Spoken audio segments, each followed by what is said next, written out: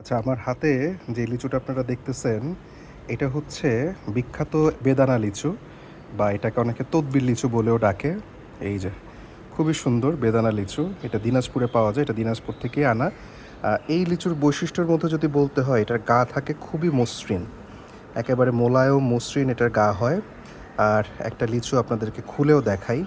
আচ্ছা, খোলার আগে আরেকবার একটু গাটা দেখাই। গাটা কিন্তু আ যদি ভালো করে দেখা যায়, এই জায়গাটা কিন্তু স্মুথ।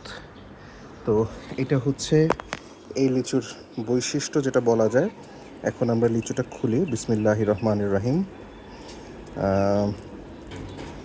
লিচুর গা থেকে চামড়াটা সরাইলাম। সরানোর পরে এখন হচ্ছে লিচুর বীজটা আমরা বের করি। খুবই রসালো সমিষ্ট, একেবারে ছোট্ট একটা বীজ।